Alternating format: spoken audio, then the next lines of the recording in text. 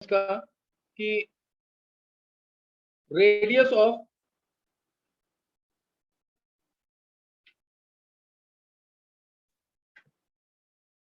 तुम सबको इसका आंसर बता था कि रेडियस ऑफ न्यूक्लियस होता है 10⁻⁻10 एटम का, सॉरी ये न्यूक्लियस का नहीं है, एटम का।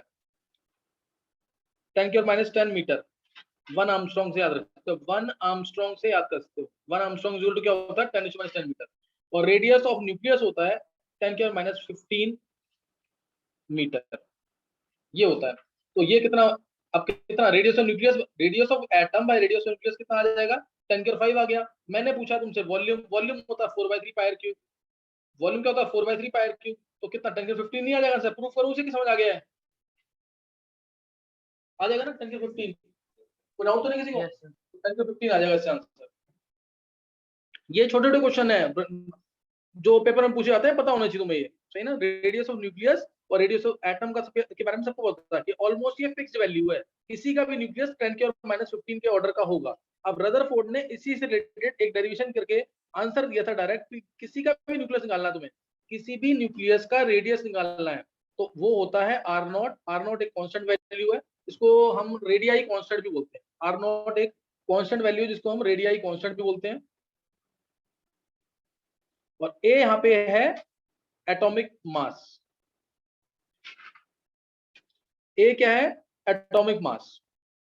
जैसे इसका एग्जांपल, सबसे कॉमन एग्जांपल, सबसे इजी एग्जांपल जो है, न्यूक्लियस ऑफ तुम्हें अगर एल्यूमिनियम निकालना है तो क्या होगा, और आर नॉट की वैल्यू होती है 1.33 फर्मी मीटर।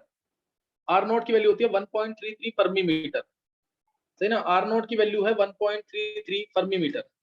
तो तुम्हें निकालना है अगर radius of nucleus of aluminium, तो क्या आंसर होगा? Radius of nucleus of aluminium atom, तो क्या आंसर होगा? 4 Fermi metre.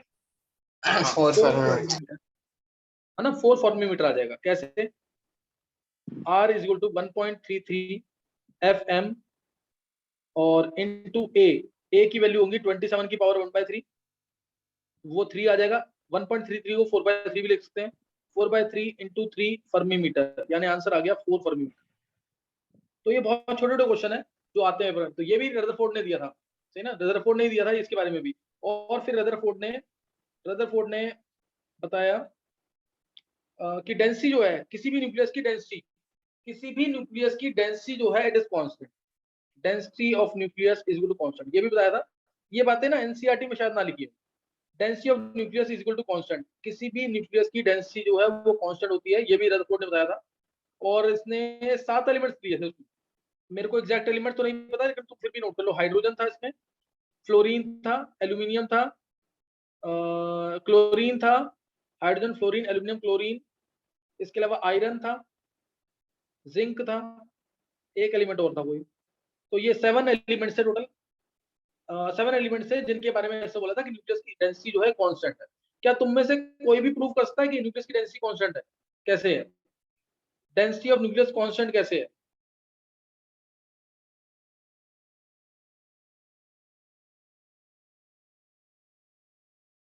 Density of nucleus constant कैसे?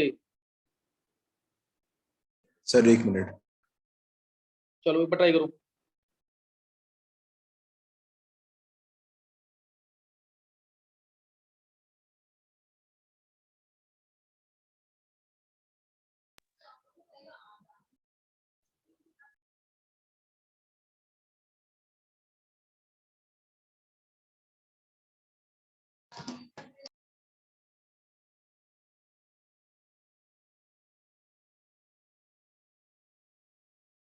सर हो गया।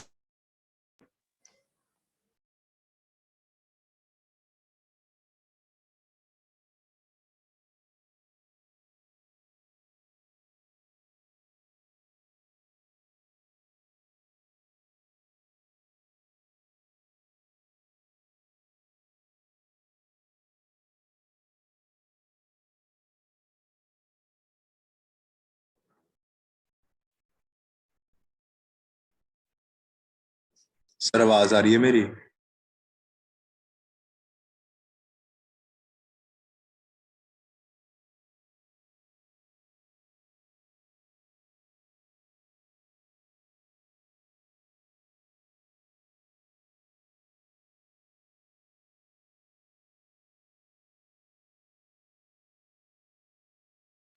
सर हो गया सर।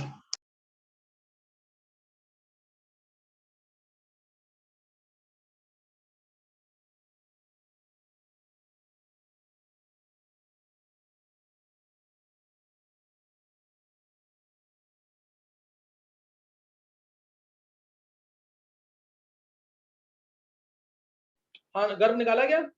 यस सर हो गया था। बोल गर्व कैसे किया?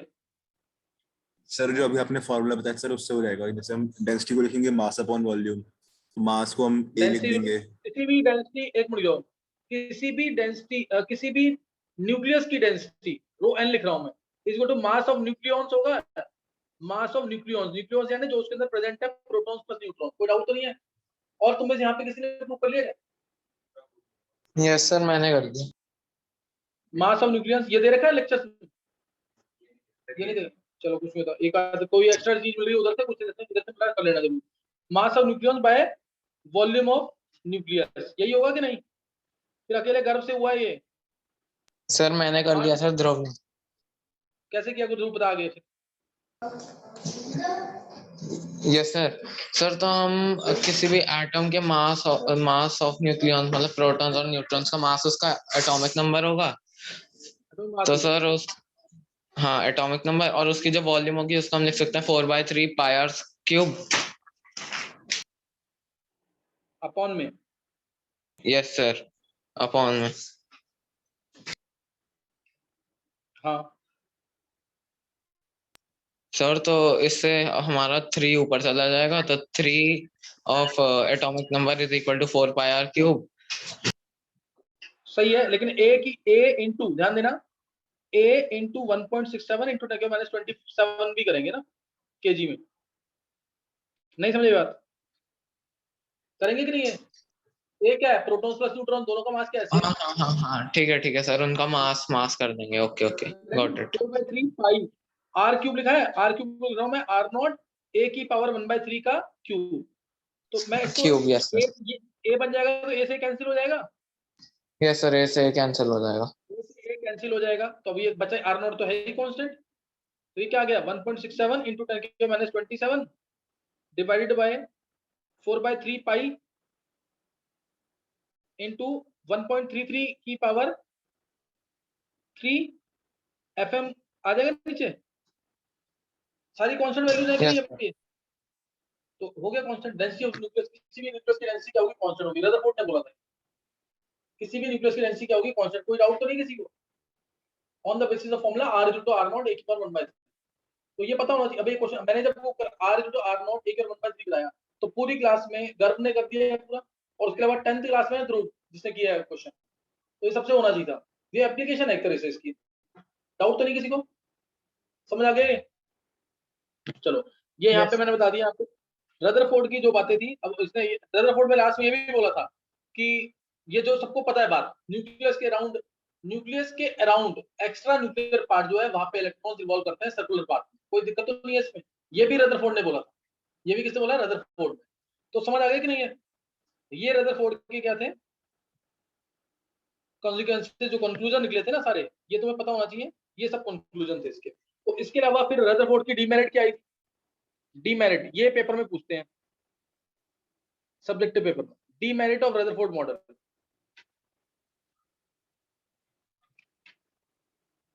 मोस्ट इंपोर्टेंट डीमेरिट रदरफोर्ड के मॉडल की। इसने बोला कि इलेक्ट्रॉन जब रिवॉल्व करता है ना, कंटिन्यूअसली रिवॉल्व करेगा। कोई भी चार्ज पार्टिकल किसी पार्टिकल के अराउंड रिवॉल्व करता है, तो वो कंटिन्यूअसली अपनी एनर्जी क्या करेगा, लूज करेगा। ये मैक्सवेल थ्योरी ने बोला हुआ है, मैक्सवेल ने बोला हुआ है। कोई भी चार्ज पार्टिकल अगर रिवॉल्व करता है न्यूक्लियस के अराउंड, तो वो अपनी एनर्जी लूज करता जाएगा, लूज करता जाएगा। तो क्या होगा,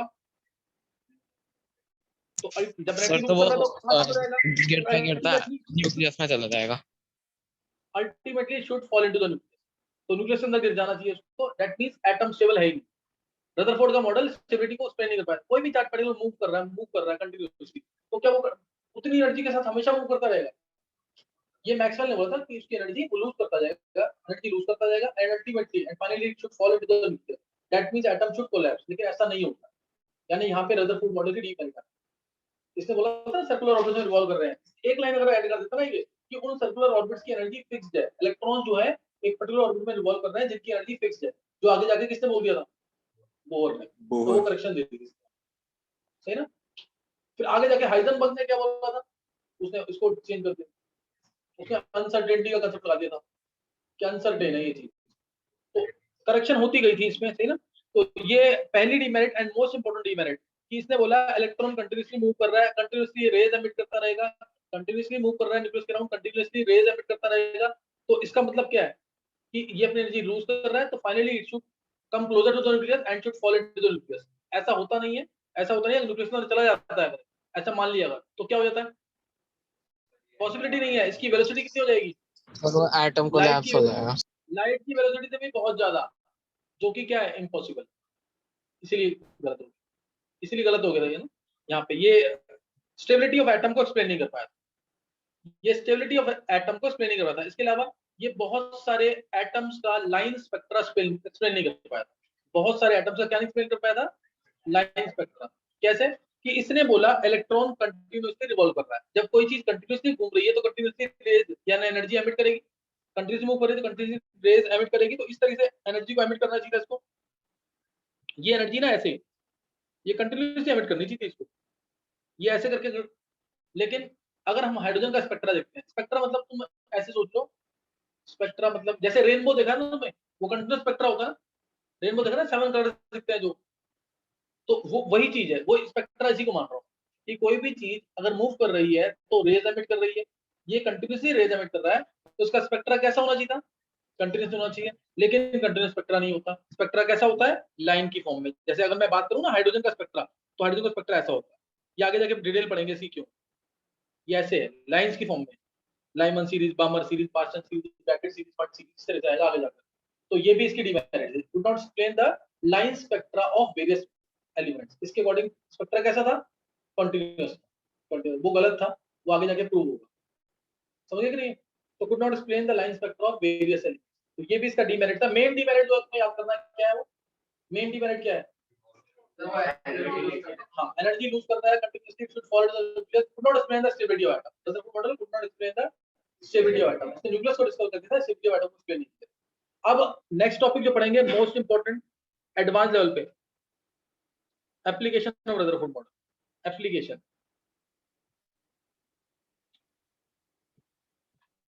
एप्लीकेशन ऑफ रदरफोर्ड मॉडल। उसके लिए तुम्हें ना चार्ज की प्रॉपर्टी थोड़ा सा पता होना चाहिए, चार्ज की क्या पता होनी चाहिए, प्रॉपर्टी। पहले चार्ज की प्रॉपर्टी क्या है कि चार्ज जो होता है, एक इलेक्ट्रॉन पे जो चार्ज अगर E है, तो अगर n इलेक्ट्रॉन से चार्ज क्या होगा, n इंटू E। चार्ज दो तरीके का होता है, पॉजिटिव और नेगेटिव, चार्ज दो तरीके का, पॉजिटिव और नेगेटिव। इसके अलावा क्या प्रॉपर्टीज है, तीसरा मोस्ट इंपॉर्टेंट, हाँ, अगर दो पॉजिटिव चार्ज पास आएंगे, दो पॉजिटिव चार्ज पास आएंगे, यानी इनके बीच में जो R है, अगर मैं उसको कम करता हूं, तो पोटेंशियल एनर्जी क्या हो जाएगी, बढ़ जाएगी, रिपल्शन बढ़ेगी ना इनके अंदर, रिपल्शन बढ़ेंगे इनके अंदर, तो पोटेंशियल एनर्जी बढ़ जाएगी, और स्टेबिलिटी क्या हो जाएगी, स्टेबिलिटी कम हो जाएगी। ऐसे ही सेम चीज होगी नेगेटिव चार्ज के साथ, दो नेगेटिव चार्ज को पास लेके आएंगे, यानी इनके बीच में R को कम करेंगे, तो पोटेंशियल एनर्जी फिर बढ़ जाएगी और स्टेबिलिटी क्या हो जाएगी, कम हो जाएगी। इसमें डाउट तो नहीं किसी को। ऐसे ही अगर एक पॉजिटिव चार्ज एक नेगेटिव चार्ज है, इनके बीच में R को कम करते हैं अगर, तो क्या होगा, पोटेंशियल एनर्जी अब क्या होगी, कम होगी, और स्टेबिलिटी बढ़ जाएगी। ये पता है ना कि किसी भी सिस्टम की एनर्जी अगर कम होगी तो उसकी स्टेबिलिटी क्या होगी, ज्यादा। इसको ऐसे रखना कि दो ताकतवर इंसान है अगर, तो यानी क्या है, एनर्जी उनकी तरफ ज्यादा है, तो वो लड़ाई करेंगे, ऐसे मानना। तो क्या स्टेबिलिटी क्या है, कम, और कमजोर है तो वो आराम से बैठेंगे, है ना। एनर्जी ज्यादा तो सिस्टम की स्टेबिलिटी क्या होगी, कम। पूरे केमिस्ट्री में अप्लाई होगा 2 साल तक, एनर्जी ज्यादा होगी तो स्टेबिलिटी क्या होगी, कम होगी। ये ध्यान रखना चीज का। तो ये मैंने रेडियस के नाम से एक्सप्लेन कर दिया। अब किसी भी चार्ज को हम पोटेंशियल V में रखते हैं, किसी भी चार्ज को पोटेंशियल V में रखते हैं, तो पोटेंशियल एनर्जी कैसे दी जाती है, Q into V, charge into potential difference, charge into potential difference, ये ऐसे भी दी जाती है। और वैसे मैंने पीछे तुम्हें फोर्स का फॉर्मूला क्या बताया था, K Q1 Q2 by R square, और पोटेंशियल एनर्जी का ये सब, इसका प्रूफ भी मैं दूंगा आगे जाकर, अभी तुम याद रख लो फॉर्मूले, फॉर्मूले पहले से पता होना चाहिए। अच्छा, अब ये आ गया यहाँ पे। अब आप देखेंगे जो इसकी एप्लीकेशन, मेन एप्लीकेशन वो था डिस्टेंस ऑफ क्लोजेस्ट अप्रोच। इसके ऊपर क्वेश्चन आया, वो 2 बार आया है, ठीक है, advance. Distance of closest approach क्या किसी ने पढ़ा हुआ है, समझ आ गया था क्या? यस सर मैं सबको समझ आ गया क्या वो? यस सर चलो डिस्टेंस ऑफ क्लोजेस्ट अप्रोच देखो। मैंने जो कराया ना, बुक्स में पढ़ोगे तो तुम्हें थ्योरी की फॉर्म में ही करा रखा होगा। मैंने थ्योरी भी कराई है, साथ में न्यूमेरिकल भी कराया, अगर तुम्हें ध्यान हो तो। ऐसे ही कराया ना Harshil? Yes sir yes sir मैंने ये न्यूक्लियस दिया, किसी का भी न्यूक्लियस, तुम लेड का न्यूक्लियस, कॉपर का न्यूक्लियस और गोल्ड का न्यूक्लियस, कोई भी न्यूक्लियस लेते हैं। मैंने यहाँ पे लिया कॉपर का, जो क्वेश्चन आया था पेपर, कॉपर का न्यूक्लियस लिया। इस पे चार्ज जो होगा वो Z इंटू ई होगा, यानी 29 इंटू ई। कोई डाउट तो नहीं है? क्योंकि एटॉमिक नंबर इसका कितना होता है कॉपर का? 29। तो 29 इंटू ई पे चार्ज होगा। क्या चार्ज होगा? 29 इंटू ई। अब ये अल्फा पार्टिकल है जो इनफाइनाइट डिस्टेंस पे आ रहा है, इनफाइनाइट डिस्टेंस के पास आ रहा है, इनफाइनाइट डिस्टेंस से पास आ रहा है। तो इनिशियली तो इनके बीच में क्या होगा? रिपल्शन तो नहीं होगी बिल्कुल भी। हम इसको पास लेके आ रहे हैं, तो इनिशियली क्या होगा? इसकी काइनेटिक एनर्जी क्या होगी? मैक्सिमम। और पोटेंशियल एनर्जी क्या होगी? इसके अंदर कोई रिपल्शन इंटरेक्शन नहीं हो रही है, तो पोटेंशियल एनर्जी क्या होगी? 0। तो टोटल एनर्जी एट पॉइंट 1 मान लो, ये जा रहा है इसके पास, total energy at point 1 will be equal to kinetic energy only. और ये मान लिया मैंने, ये जा रहा है से 10 की पावर 6 मीटर पर सेकंड की स्पीड, 10 की 6 मीटर पर सेकंड। ये क्वेश्चन कवर हो जाएगा पूरा से, 10 की पावर 6 मीटर पर सेकंड की स्पीड से जा रहा है। तो टोटल एनर्जी जो होगी it will be half m v1 square. m किसका है? m किसका है? अल्फा पार्टिकल, यानी 4 into mass of proton, 4 into mass of proton, 2He4 लिखते हैं ना इसमें, 4 इंटू मास ऑफ प्रोटॉन। और v1 क्या है? जो मैंने वेलोसिटी दे रखी है, इतनी वेलोसिटी से मूव कर रहा है। तो अब जब ये पास जाएगा तो एक इंस्टेंट ऐसा होगा कि रिपल्शन फील करेगा, कि रिपल्शन फील करेगा जब पास जाएगा ज्यादा, क्योंकि दोनों पॉजिटिव है, अल्फा भी पॉजिटिव, न्यूक्लियस ऑफ कॉपर भी पॉजिटिव। तो अब ये रिपल्शन फील करेगा, रिपल्शन फील करेगा तो अब इसकी काइनेटिक एनर्जी कुछ कम होगी, जो कन्वर्ट हो जाएगी किसमें? Potential energy. तो नाउ टोटल एनर्जी वो तो कांस्टेंट ही रहेगी, जो टोटल एनर्जी एट पॉइंट 2। अब मान लिया मैंने इसकी वेलोसिटी हो गई 10 की पावर 5 मीटर पर सेकंड। इस पॉइंट पे कितनी वेलोसिटी हो गई? 10 की 5, कम होगी ना speed. Total energy at point 2 कितनी हो जाएगी? हाफ m v2 स्क्वायर और plus k q1 q2 by r। k की वैल्यू सबको पता है ना, क्या वैल्यू थी? 9 इंटू 10 की 9, सही ना, newton metre square coulomb minus, ये थी। और q1 की वैल्यू क्या लेंगे? 2e। और q2 की वैल्यू, एक कोई भी उल्टा भी मान सकते हैं। और q2 की वैल्यू 29। q1 की वैल्यू 2e, q2 की वैल्यू क्या आएगी? 29। ये पता होना चाहिए वैल्यू करने से। और r यहाँ पे क्या है? दोनों के बीच में डिस्टेंस, किसके बीच में? न्यूक्लियस ऑफ कॉपर एटम और अल्फा पार्टिकल, समझ गए? ये आ रहा है वहां पे। अच्छा, अब इसके बाद अब एक पॉइंट ऐसा आएगा, ध्यान देना, एक पॉइंट ऐसा आएगा जब जिस पॉइंट पे इसकी काइनेटिक एनर्जी बिल्कुल क्या हो जाएगी? 0 हो जाएगी, मैक्सिमम रिपल्शन फील करेगा, and the electron and the sorry alpha particle will completely revert, इस पॉइंट पे रिवर्ट बैक कर जाएगा। इस पॉइंट पे क्या करेगा? कंप्लीटली रिवर्ट बैक करेगा। तो उस पॉइंट पे, जिस पॉइंट पे इसकी काइनेटिक एनर्जी बिल्कुल 0 हो चुकी है, रिपल्शन मैक्सिमम है, उस पॉइंट पे जो डिस्टेंस है हम क्या मान लेते हैं? This is the distance of closest approach between nucleus of copper atom and alpha particle। इसको मान लिया मैंने r नॉट, r नॉट। तो टोटल एनर्जी एट पॉइंट 3 कितनी हो जाएगी? टोटल एनर्जी एट पॉइंट 3 कितनी हो जाएगी? हाँ, हाफ, ये तो खत्म हो गया, k q1 q2 by r naught, k q1 q2 by r naught. तो अब हम कंपेयर किसको करेंगे? सर अब T1 तुम ये और पढ़ोगे ना T3 कहीं पे भी, हाँ T1, लेकिन कई बार अच्छा क्वेश्चन बनेगा ना तो उसको भी लेना पड़ेगा, पता है ना तुम्हें, तब तुम्हें इसको भी लेना पड़ेगा। इसलिए तीनों क्वेश्चन याद रखनी है। बुक्स में पढ़ोगे, नॉर्मल बुक्स में करोगे ना, तो ये सब डिटेल नहीं दे रखी होगी, तुम्हें सीधा बोलेगा कि इस पॉइंट पे जब डिस्टेंस ऑफ क्लोजेस्ट अप्रोच होगा तो उस पॉइंट पे काइनेटिक एनर्जी और पोटेंशियल एनर्जी क्या हो जाएंगी? इक्वल, डायरेक्ट लाइन बोली होगी। लेकिन क्यों हुआ है समझ आ गया कि नहीं?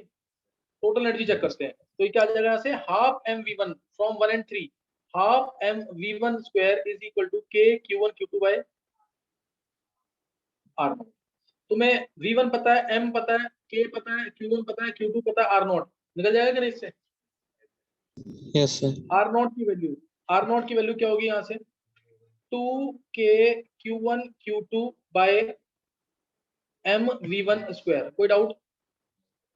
तो अब 2k q1 q2 by m v1 square, 2 into k की वैल्यू 9 इंटू 10 9 डायरेक्ट, q1 की वैल्यू 2e, q2 की वैल्यू 29e। तो 2 इंटू 29 इंटू e का स्क्वायर लिख दें। e की वैल्यू क्या है? हाँ 1.6 इंटू नेगेटिव 1 19 लिख लोगे ना ये, E square divide by M v1 square. M की वैल्यू क्या मूव कर रहा है, alpha particle, 4 into 1.67 into 10⁻27 kg में, और v1 की वैल्यू, v1 कितना था 10⁶। वैल्यू पुट करना आ गया कि नहीं? तो कैसा भी क्वेश्चन हो तुम कर सकते हो इससे। ये पूरा न्यूमेरिकल करवा दिया जो एडवांस का न्यूमेरिकल आया, समझ आ गया कि नहीं? तो ये रदरफोर्ड मॉडल क्लियर हो गया, रदरफोर्ड मॉडल क्लियर हो गया सबको कि नहीं? तो यहाँ पे अब गोल्ड की फॉइल क्यों ली Yes, थी, sir. अल्फा पार्टिकल क्यों लिए थे? हाँ, गोल्ड की फॉइल क्यों ली थी, अल्फा पार्टिकल क्यों लिए थे? अल्फा पार्टिकल इसलिए लिए थे क्योंकि इसकी पेनिट्रेटिंग पावर कम होती है, इसकी पेनिट्रेटिंग पावर कम होती है। एक तो ये पॉइंट था इसका, और दूसरा इसके ऊपर पॉजिटिव चार्ज होता है, ये ठीक ठाक रिपेल हो जाए। और वैसे इंपॉर्टेंट बात क्या थी कि जो रदरफोर्ड था वो किस पे वर्क कर रहा था, उसमें रेडियो एक्टिविटी पे, उसमें इसीलिए अल्फा पार्टिकल रिलीज होते हैं वहाँ पे रेडियो एक्टिव सब्सटेंस से। तो इस उसको जो रदरफोर्ड जो था उसको इसकी प्रॉपर्टीज के बारे में मैक्सिमम पता था, तभी तो इसने पेनिट्रेटिंग पावर को यूज किया यहाँ पे। समझ आ गया कि नहीं? तो ये पॉइंट था। अब गोल्ड, दूसरा क्वेश्चन कि गोल्ड की फॉइल क्यों ली?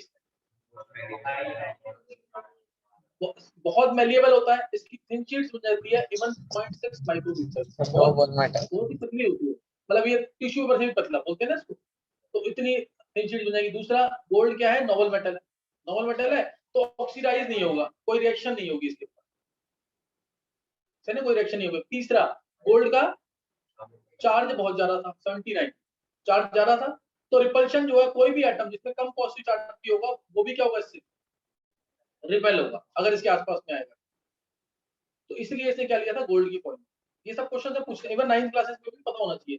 9th क्लास में भी चैप्टर ये वाला एटॉमिक है ना, उसमें पढ़ा हुआ क्या तुमने रदरफोर्ड मॉडल, उसमें था कि नहीं? हाँ डिटेल में, तो हाँ डिटेल में, लेकिन अभी, और अभी समय 11th में क्या है, 11th में तो तुम्हें मान लो कि मैंने बोला ना ये इंपॉर्टेंट है, रदरफोर्ड मॉडल से क्वेश्चन आया हुआ, जैसे मैंने तुम्हें क्या बोला, डिस्टेंस ऑफ क्लोजेस्ट अप्रोच का क्वेश्चन आया हुआ, तो क्वेश्चन आ सकते हैं, ऐसा नहीं कि बहुत ज्यादा इंपॉर्टेंट है, क्वेश्चन आ सकते हैं। अच्छा नेक्स्ट अब है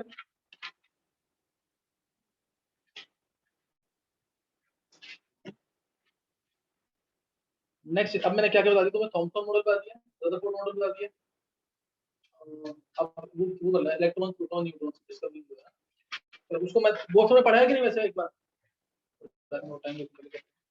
चलो वो इलेक्ट्रॉन प्रोटॉन की डिस्कवरी हो जाएगी। देखो देखो इसमें इलेक्ट्रॉन प्रोटॉन की डिस्कवरी में दोनों एक साथ बता रहा हूँ, ये भी 9th क्लास में पढ़ा होगा तुम, है ना? तो इसमें क्या है, जैसे ग्लास की ट्यूब ली है,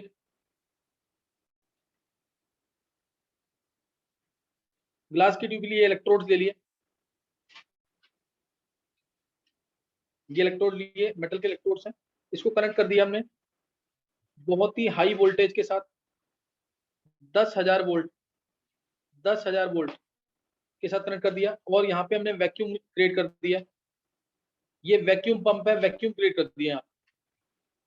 प्रेशर जो है 10⁻³ एटमॉस्फेयर का है, 10⁻³ एटमॉस्फेयर का मतलब यहाँ पे क्या है, वैक्यूम है, कोई भी एयर प्रेजेंट नहीं है अंदर, कुछ भी प्रेजेंट नहीं है अंदर। वैक्यूम मतलब क्या है, जैसे यहाँ पे इस रूम में एयर है ना, इसके अंदर कुछ भी नहीं है, इस ग्लास की ट्यूब के अंदर एक गैस प्रेजेंट है, मान कोई भी गैस ले लो, यहाँ पे मैंने लिया हाइड्रोजन या हीलियम ले लिया, हीलियम गैस ले लिया, हीलियम गैस ले ली, तो इतने लो प्रेशर पे, इतने लो प्रेशर पे और इतने हाई वोल्टेज पे, ध्रुव यस सर। म्यूट करके रख। देखो ओके। इतने हाई प्रेशर, इतने लो प्रेशर पे और इतने हाई वोल्टेज पे जो गैस है वो क्या बन जाएगी, सुपर कंडक्टिंग, बहुत ज्यादा कंडक्टिंग होगी और आयनाइज हो जाएगी आसानी से। इसीलिए हमने ये किया है, इतना ज्यादा वोल्टेज और इतना कम प्रेशर। और तीसरा, गैस के पार्टिकल जो है, अब उसको कहीं किसी से कोलिजन मिलेगी क्या, एयर के पार्टिकल प्रेजेंट होंगे कि नहीं, नहीं होंगे, तो क्या किसी से कोलिजन मिलेगी, तो गैस जो है उसके आयंस जो है, उसकी रेज जो है वो फ्रीली क्या कर सकेंगे, मूव कर सकेंगे, कोई और पार्टिकल प्रेजेंट नहीं। हमें चेक भी किसको करना है, यहाँ पे कैथोड रे की डिस्कवरी हुई, इसकी डिस्कवरी हुई थी कैथोड रे। तो अब यहाँ पे हीलियम जो है एक्चुअल में क्या करता है, इलेक्ट्रॉन को रिलीज करता है इस तरीके से, हीलियम प्लस प्लस इलेक्ट्रॉन।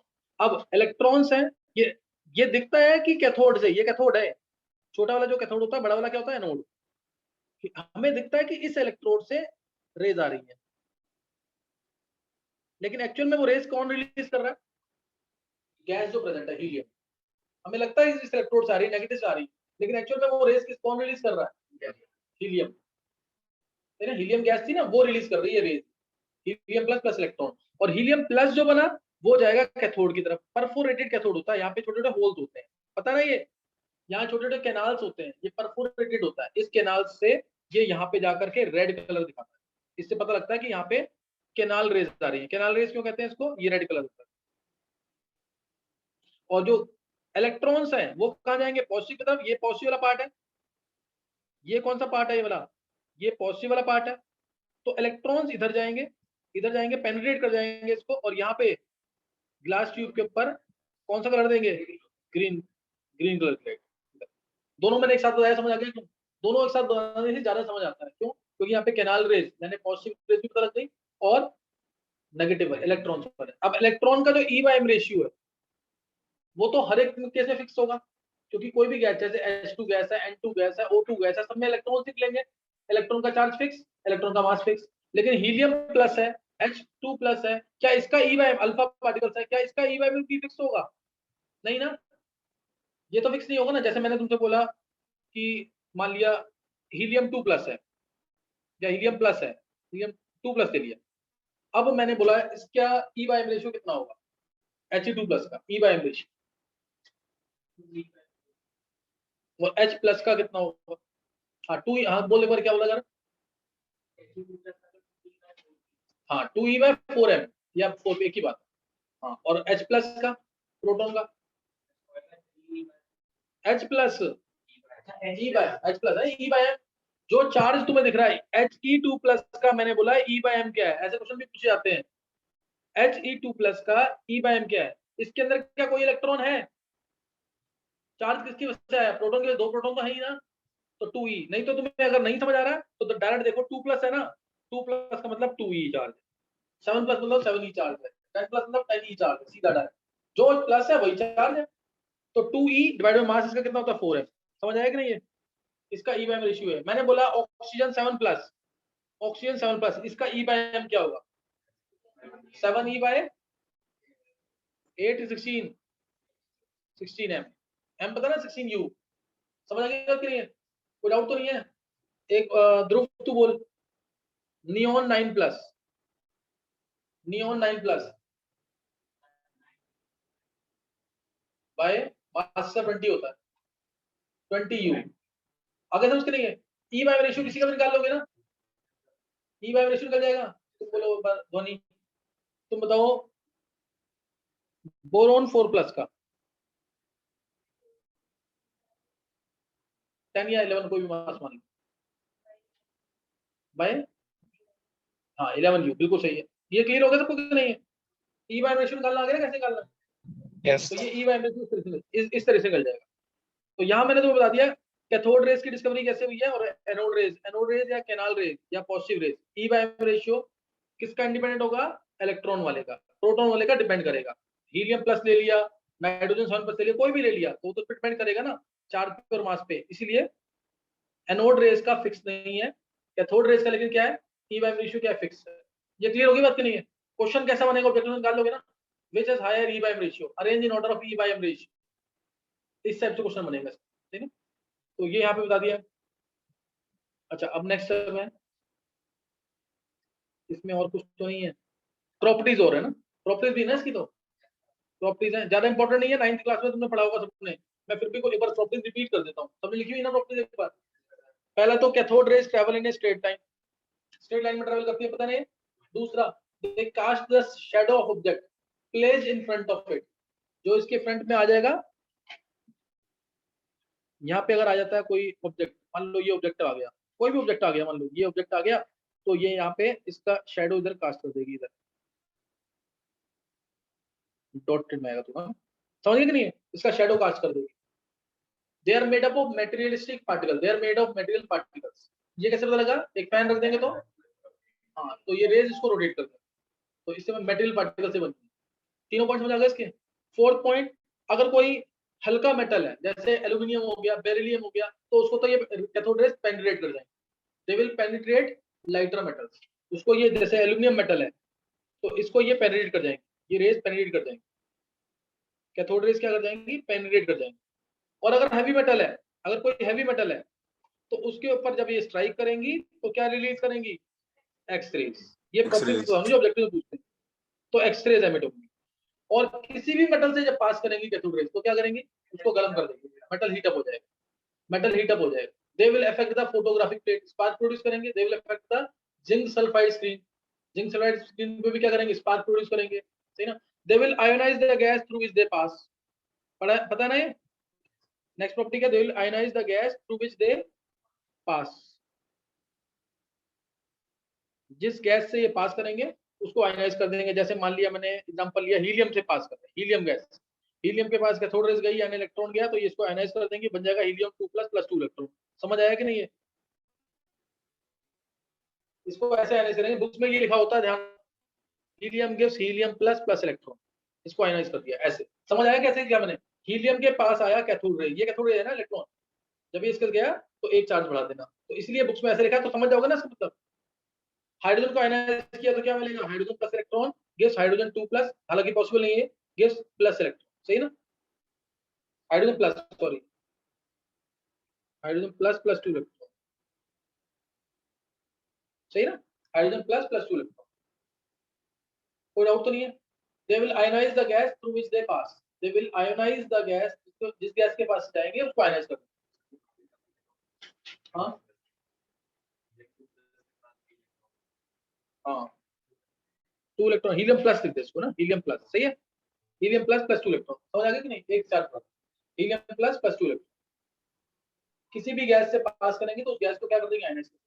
इसके अलावा अगर ये इलेक्ट्रिक फील्ड में जाएंगी, ये रेस कहाँ जाएंगी, इलेक्ट्रिक फील्ड में। अगर इलेक्ट्रिक फील्ड में जाएंगी, प्लस है नेगेटिव है, ये इलेक्ट्रिक फील्ड में अगर जाती है रेस,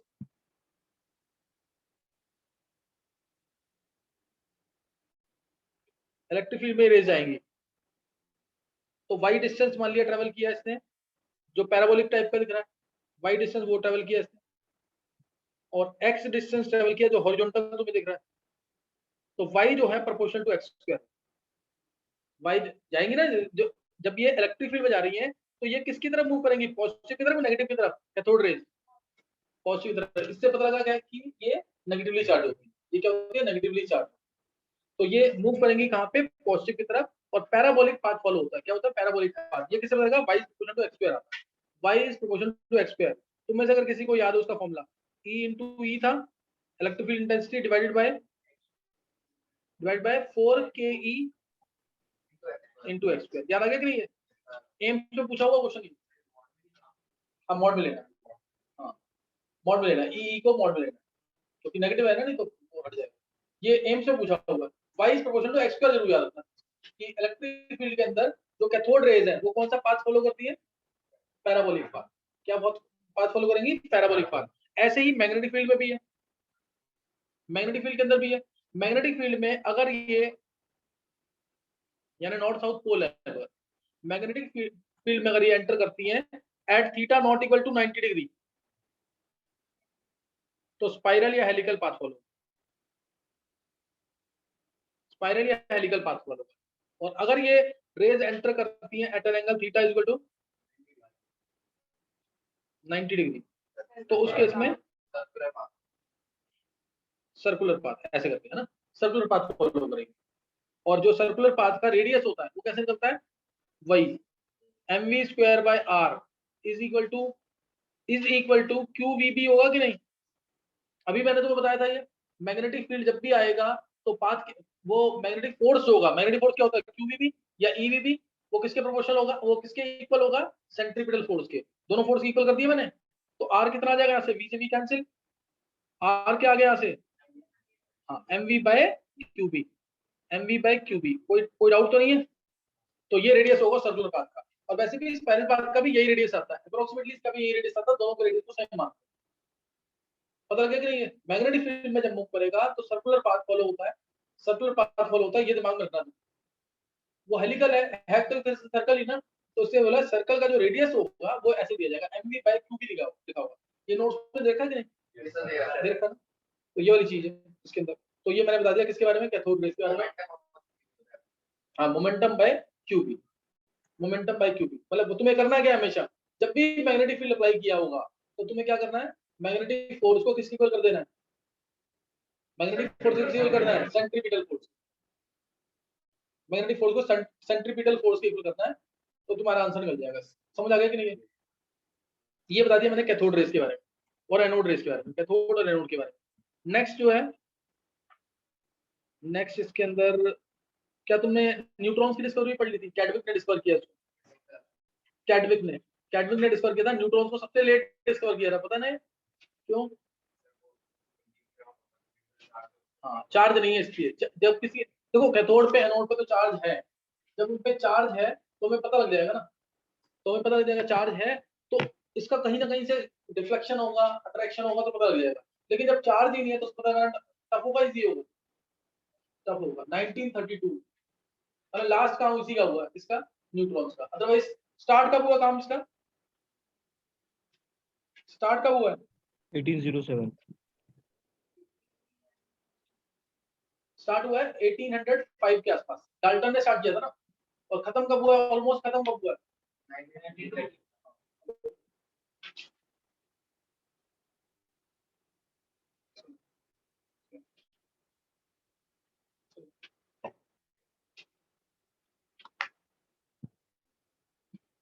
देखो न्यूट्रॉन्स की डिस्कवरी हो पाएगी? न्यूट्रॉन्स की डिस्कवरी याद है आपको क्या? बोल कर।